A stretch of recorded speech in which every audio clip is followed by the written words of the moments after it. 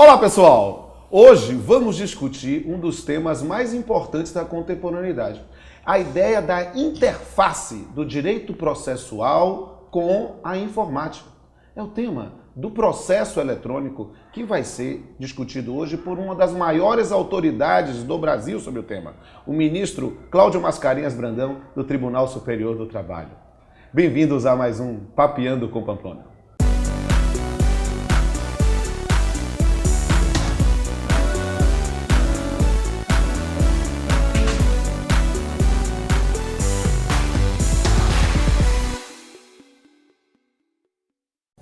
Bem, amigos, temos aqui o prazer enorme de receber Cláudio Mascarenhas Brandão, ministro do Tribunal Superior do Trabalho, mestre de Direito, autor de diversas obras jurídicas e, para meu prazer pessoal, meu primeiro professor de Direito do Trabalho. Cláudio, que prazer enorme te receber aqui no Papeando com Pamplona. Prazer meu, Rodolfo. E quanto a professor, é o exemplo de que a criatura supera o criador. Mas é um prazer colaborar com você nesse projeto bem interessante. Definitivamente, bem interessante. O prazer e a honra é toda minha. E aí, meus amigos, eu quero chamar aqui um VT interessantíssimo sobre o tema de hoje. Roda o VT. Eu acho que a informática, a internet é tão importante para o direito quando ela tem sido para basicamente tudo que a gente faz hoje no mundo, né? Tem uma grande referência nossa, uma personalidade do mundo de tecnologia, que é o Marc Andreessen. Ele foi o fundador do Netscape. Hoje ele gerencia um dos maiores fundos de investimento na área de internet. E ele cunhou uma frase que é bem famosa, de que o software está comendo o mundo, sabe? O software está se apoderando de tudo, de todas as áreas do mundo, e é isso que a gente percebe. Então, o direito, claro, né, como uma área do mundo também, apesar de que parece haver um pouquinho mais de resistência, por ser uma área onde as pessoas têm um viés um pouco mais conservador, mas ele também recebe essa influência. Então a gente pensa hoje, quando eu comecei a estagiar em Direito, né? Eu estagiei um pouco em Direito antes de começar a empresa aqui. E eu fazia pesquisa de jurisprudência ainda em livros. Então, no escritório de meu pai tinha assim, uma biblioteca, devia ter inúmeras estantes de jurisprudência, e indexadas por assunto. E quando tinha um tema específico, a gente ia lá procurar nos livros. Imagine a taxa de atualização disso, demorava muito. Às vezes você estava com uma decisão que não era a mais recente. E hoje em dia, no próprio site dos tribunais e o próprio trabalho que o Jus Brasil faz também, coleta toda essa informação, sai hoje no Diário Oficial, amanhã já está numa base que você pesquisa instantaneamente. E é uma base, digamos, 1000 vezes, ou talvez 1 milhão de vezes maior do que essa base que eu pesquisava ali no escritório pelos livros. Então, é essa automação, né? Meu avô costumava dizer que o computador é o burro mais rápido do mundo, né? E é o que a gente faz, a gente pega, o que o software tem feito é que ele vem pegando essas tarefas que exigem hoje ainda, né, menos cognição, e automatizando, e cada vez mais. E cada vez mais ele está chegando em tarefas de maior cognição.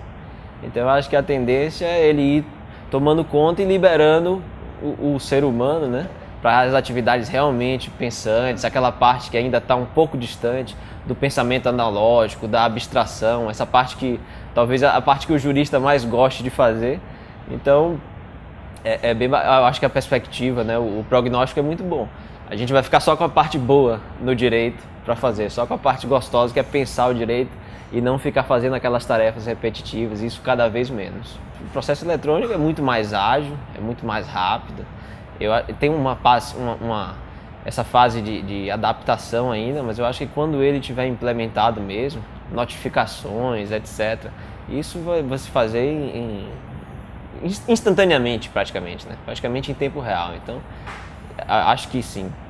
E a própria evolução do direito eu acho que se beneficia muito, porque as discussões, o acesso à informação fica muito maior. Então, se hoje um juiz dá uma argumentação interessante sobre um determinado tema novo que acabou de surgir, a gente já está tendo acesso a decisões, a argumentações do que está gerando em primeira instância. Isso antes não existia. A mesma coisa com o pensamento doutrinário, discussões. E eu acho que essa tendência de socializar também, do pensamento coletivo, é cada vez mais forte. Bem, amigos, depois das provocações que esse VT proporcionou, vamos conversar agora com o Cláudio sobre esse tema importantíssimo, que é a questão do processo eletrônico. Mas, na verdade, Cláudio, com liberdade, quais são os antecedentes históricos? O que é que levou a essa informatização do processo, na sua opinião? Rodolfo, essa história começa em 99 com a lei do fax. Essa lei, ela é uma lei extremamente pequena, tem um artigo só, mas ela disse muito mais do que a simples possibilidade de atos à distância, porque ela previu que outros meios tecnológicos pudessem ser utilizados para a prática do ato processual. Então, o que é hoje motivo até de risada, claro, o que era a importância do fax, hoje se mostrou ao longo do tempo uma mudança significativa, porque permitiu que se praticasse o ato à distância. Antigamente não havia isso, o advogado tinha que ir ao fórum para praticar o ato processual. Então, na verdade, começa em 99, mas o projeto mesmo começou em 2002. Certo. Essa era a ideia de uma mudança no judiciário, que tinha a universidade corporativa como um projeto do STJ, e também tinha ao lado dessa universidade corporativa, que era a formação do conhecimento, um sistema que utilizasse a tecnologia para a prática do ato processual. É um projeto que tinha duração inicial de 10 anos, era bem ambicioso, e que se depois transformou no projeto do Estado brasileiro, ou seja, saiu do STJ e foi incorporado para os demais tribunais e abraçado pelo Justiça do Trabalho. Mas essa ideia inicial de levar a informática ao processo faz com que alguns conceitos sejam importantes. Qual a diferença entre digitalização de autos e processo eletrônico? Racionalização do procedimento. Sim.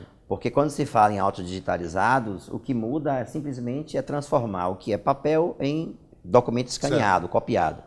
É muito curto. É mais uma questão de memória propriamente do que... Porque, na verdade, se reproduz o modelo burocrático do processo. Sim. Quando se fala em processo eletrônico, se tem acoplada a ideia de virtualização, digamos assim, a ideia de inteligência. Certo. Isto é, o sistema romper barreiras burocráticas e racionalizar o procedimento. Então, eu diria que a segunda etapa desse processo evolutivo, que começou apenas com essa ideia de lançar dados por meio dos documentos eletrônicos e a base de dados criadas, e hoje se evoluiu que a próxima etapa já se fala até em inteligência artificial.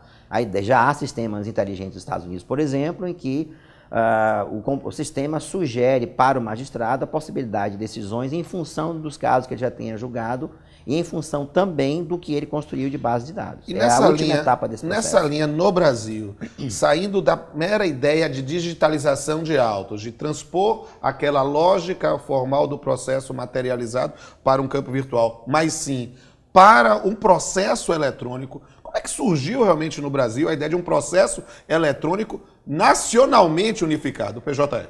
Isso já é um momento em que se entendeu que não poderia haver, como existia antes, sim, digamos, um arquipélago formado por várias ilhas que é a Justiça do Trabalho, 24 tribunais, mas o TST, cada um com seu sistema diversificado. Então a ideia, inclusive passando por racionalização de esforços, recursos e aproveitar a inteligência, que fosse vista a instituição como um bloco, não mais um arquipélago, mas sim um continente, como se costuma dizer. E a ideia, obviamente, era unificar toda a inteligência que já havia em diversos sistemas. A OAB do Paraná, por exemplo, chegou a fazer um estudo e identificou que havia 45 sistemas hoje no Brasil diferentes. A Brasília, por exemplo, tem 9 ou 10 sistemas na mesma cidade, com regras diferentes de acesso, inclusive. Para o advogado isso é muito ruim. É claro, porque... Não só para o advogado. Inviabiliza muitas vezes isso, até a prestação. E não só para o advogado, mas também a ideia da conjugação de esforços para um objetivo comum, já que é um projeto do Estado brasileiro. E a ideia de ser um processo nacionalmente unificado em todo o Poder Judiciário. Na verdade, isso começou conosco, com a ideia do SUAP, que era um sistema unificado trabalhista, mas depois o STJ abraçou a ideia e hoje já é uma decisão também do CNJ de unificação dos tribunais estaduais, federais e, obviamente, trabalhistas e também eleitoral. Fantástico. Mas aí, uma coisa é a ideia e outra é a prática. Na sua opinião, quais têm sido as maiores dificuldades para a implantação desse processo eletrônico? Eu divido em duas abordagens, digamos assim. A estrutural é uma dificuldade grande, porque o Brasil é um país continental, com problemas de estrutura, de internet, e sobretudo no norte, em algumas cidades do Nordeste, também em São Paulo existe isso, no estado de São Paulo, no Rio, algumas cidades do interior de São Paulo. Mas, então, digamos, é estrutural, uma dificuldade grande de implantação, claro. Mas do ponto de vista da usabilidade em si, a dificuldade maior é cultural. Certo. É romper um modelo de um processo cartorário, burocrático, em que ele só é impulsionado por atividade da pessoa e assimilar também a noção que o sistema pratica ato processual. Certo. Quando, por exemplo, estabelece um termo final de um prazo para recurso. Entendo. Isso é uma ideia nova, que obviamente vai mudar a cabeça das pessoas. E aí eu uso muito uma frase, que não é minha, de um colega de Minas Gerais, Pepe Chaves, como nós chamamos, que ele diz assim, que não se pode pensar essa nova ideia com a cabeça de papel. Entendo. Ou seja, nós fomos formados com a mentalidade desse processo e vamos nos Verdade. adaptar à realidade, processo inteligente, que pratica atos. É muito interessante isso no que diz respeito a essa noção que nós somos migrantes, enquanto talvez a nova geração que vai nos suceder, eles já serão nativos desse processo. Eu digo sempre que nós pegamos carona nesse trem. É o trem da história, porque na verdade, assim, a história será contada pelos nossos filhos, que já nascem na geração internet. Nós fomos, a internet tem 25 anos de que foi criada, muito pouco tempo. Então, na verdade, sim, nós pegamos essa carona nesse trem, tivemos que nos adaptar a essa viagem. E essa constatação é importante porque me preocupa muito, nos preocupa muito as pessoas que discutem isso, qual será a jurisprudência formada por juízes que vieram com essa cabeça do processo cartorial, burocrático, para a construção de um modelo que serão os modelos do futuro. É uma quebra de modelo, é uma quebra de paradigma. Eu diria uma quebra de paradigma. E aí, dentro dessa linha, é preciso fazer duas perguntas finais. A primeira, na sua visão, da grande mente hoje no Brasil sobre o PJE, o que é que vai mudar na vida dos chamados operadores do direito? Juízes, advogados, Ministério Público, servidores. A mudança é substancial, eu diria, porque, primeiro, a relação com a justiça. Porque a justiça estará disponível 24 horas por dia, 7 dias por semana, 12 meses por ano, coisa que não existia antigamente. Verdade. Ou seja, o advogado teria que ir ao fórum para, por exemplo, ter acesso aos autos. Exato. Segundo, a quebra de alguns paradigmas construídos, de um processo que muda a relação também no conceito de transparência. Certo. Seja com relação ao cliente, seja com relação ao jurisdicionado, seja com relação ao próprio judiciário. Então, eu sempre costumo dizer, Rodolfo, que nós estamos fazendo uma revolução silenciosa. Verdade. E nós só temos uma certeza, é não sabermos para onde e em que lugar chegaremos no futuro. E talvez só tenhamos a certeza que chegaremos ao lugar diferente de onde estamos. Não, isso é bem fácil constatar, porque realidades como audiência gravada em áudio e vídeo no passado era uma realidade absolutamente impensável. Verdade. O acesso à justiça de modo remoto, praticar-se um ato processual com validade jurídica em outro tribunal sem carta precatória, o bloqueio de conta corrente, por exemplo. Eram realidades que, são realidades, na minha opinião, estão mexendo com os pilares do processo moderno. Perfeito. E por isso, eu posso até afirmar que não somente será mudança de procedimento, você pode falar também uma nova ciência do direito estudando essa realidade, a tecnologia aplicada à atividade jurisdicional. Minha pergunta final não é destinada ao operador do direito, mas ao cidadão que nos está ouvindo, que nos está vendo. O que é que o processo eletrônico vai mudar na vida do cidadão individualmente e da sociedade? O meu desejo é que seja resumido, essa mudança seja resumida em duas palavras: aperfeiçoamento e efetividade. Maravilha. Ou seja, aperfeiçoamento da atividade do Estado, ou seja, tornar-se o processo de mais fácil interação com o cidadão, que afinal de contas é para ele que tudo isso existe. E segundo, a efetividade, conseguir que o Estado dê a resposta mais rápida, mas também concreta daquilo que fez, que motivou essa pessoa a ir à justiça. Porque quem vai à justiça vai em busca de algum direito que foi lesado. Então, quanto mais o Estado propiciar, não somente que ele possa vir à justiça, mas também que ele possa sair dela com a resposta prontamente estabelecida, é o grande ideal que nós chamamos de efetividade. Então, eu diria, de forma muito resumida, que para o cidadão, nós centraríamos em dois pilares: aperfeiçoamento da atividade e a efetividade dela, que é a resposta que o Estado tem que dar, que acesso à justiça não é somente propiciar mesmo para que ele chegue, mas também que ele consiga sair com um resultado efetivo, concreto, dessa realidade. Cláudio, esse tema é fascinante e suscita diversas questões. Só que eu não vou me limitar ao meu prazer, ao meu privilégio de perguntar. Eu vou ver se a plateia tem interesse em perguntar. Alguém quer perguntar aí? Meu nome é Raul Soares. Eu gostaria de saber como compatibilizar a publicidade dos atos, a visibilidade e o sigilo dos atos processuais. Essa questão da compatibilização é um dos temas mais importantes, realmente, porque há uma aparente antinomia ou choque. O que você acha, Cláudio?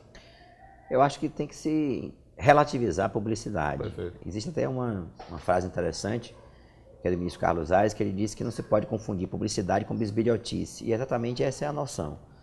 Acho que a superexposição que a internet provoca, que é um fenômeno da internet, ela tem que ser compatibilizada. E, a meu ver, o CNJ estabeleceu o tom adequado ao dizer que advogado tem acesso integral a qualquer processo, as partes ao seu, e as pessoas em geral têm acesso a peças processuais, mas documentos só com deferimento pelo juiz do acesso aos autos. Eu acho que isso é exatamente a compatibilização do fenômeno, uma a justa superexposição medida de e a adequação. proporcionalidade e razoabilidade. Eu acho que isso é bem interessante pensar-se que mesmo os princípios antigos podem ser relativizados na sua interpretação. Perfeito. Meu nome é Danilo. Eu gostaria de saber se com essa nova sistemática do processo eletrônico é possível pensar na criação de novos princípios jurídicos. O que você acha, Walter? Acho que sim. Até há estudos nesse sentido. O nosso colega de Minas Gerais, Eduardo Chaves, Pepe Chaves, vem trabalhando com essa ideia de princípios novos. Uma nova principiologia. Imaterialidade, conexão, a própria visão diferente da colaboração judiciária. Se pode imaginar a intermedialidade, isto é, várias mídias num só processo, o acesso à informação em tempo real. Tudo isso é uma adequação da realidade do acesso rápido e instantâneo que a internet provoca ao processo judicial. Um certo tema para reflexão. Claro que isso tudo tem que ser construído com bases de garantias dos direitos fundamentais que não podem ser esquecidos. Sem sombra de dúvida. Meu nome é Rosana Santos e eu gostaria de saber como que fica o princípio da colaboração no processo eletrônico. Rosana, de uma maneira bem intensa, porque hoje o advogado pratica atos que antes eram reservados ao servidor da justiça. Então, eu acho que ele é aperfeiçoado e é implementado com nova realidade nessa tecnologia que o processo proporciona. Perfeito. Meu nome é Catarina Borges. Eu gostaria de saber quais atividades irão se extinguir com o processo eletrônico. Catarina, as atividades burocráticas de rotina, muitas delas são suprimidas e outras serão adequadas. Inclusive, por exemplo, o acesso com vista de autos que o juiz defira. Hoje isso não tem mais sentido. Então eu diria que aquilo que é burocrático, que é repetitivo, o sistema faz. A inteligência fica com o homem. Acho que é uma ideia bem dessa nova realidade. Protocolo, registro, quase tudo vai ser feito automatizado. O que dependia de intervenção humana, hoje boa parte desses atos o sistema praticará. Já é. Pratica, na verdade. Meu nome é Cleide Brandão. Eu queria saber como vai funcionar a intimação no processo eletrônico.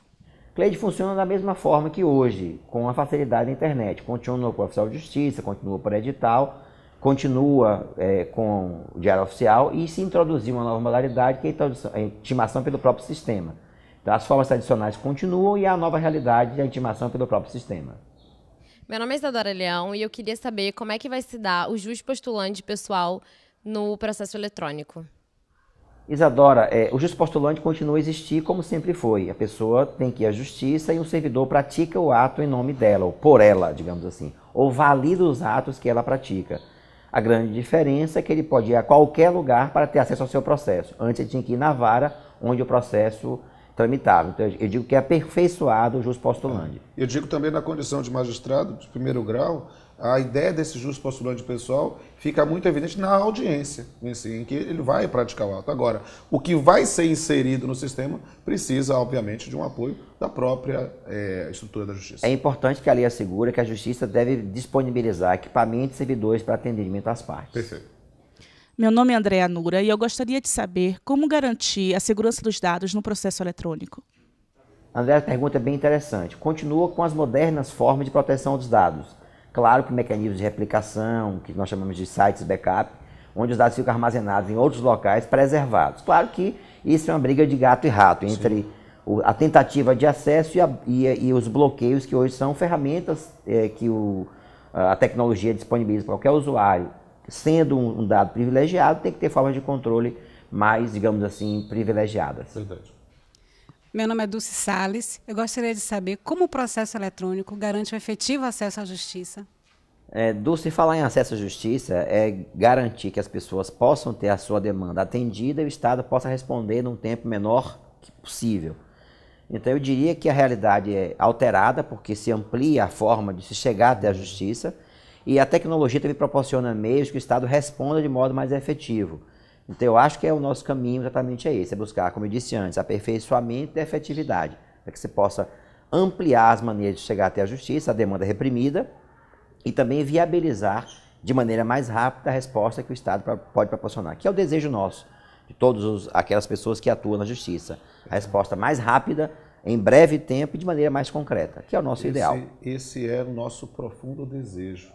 Esse é um caminho sem volta. Essa é uma revolução branca, uma revolução silenciosa pelo que estamos passando na concepção do processo, mas pensando no cidadão. E eu tenho que arrematar. E, Cláudio, eu quero dizer que é uma honra enorme recebê-lo, sabe? Eu falo isso e falo isso para todo mundo que está vendo. Cláudio Brandão é um grande magistrado. Ele não foi somente meu primeiro professor de direito do trabalho, mas quando eu tomei posse como juiz substituto, depois de algum tempo, eu tive a honra de ser juiz auxiliar dele no primeiro grau. E eu dizia, olha, eu sou um bom juiz, mas Cláudio sempre foi um juiz muito melhor do que eu. Você sempre foi o juiz que eu queria ser. E que, quem sabe, algum dia eu possa ser, Cláudio. Eu quero dizer que é um prazer enorme. E eu desejo, nesse desafio de um novo processo, saúde, paz e sucesso. Porque esse caminho é um caminho que se faz caminhando. E é um caminho que a gente só vai ver o resultado um dia após o outro. Um dia após o outro. Quando bate o desespero e nada parece dar certo, lembre que sempre teremos um dia após o outro. Quando a tristeza toma conta e a depressão está perto, lembre que sempre teremos um dia após o outro. Quando nada parece ter jeito e que não existe solução, lembre que sempre teremos um dia após o outro. Só um dia após o outro. Acolher, ruminar e refletir. Só um dia após o outro. Aguardar, levantar e reagir. Por tudo que se fez, faz, ou um dia ainda se fará, teremos sempre um dia após o outro. Até a próxima.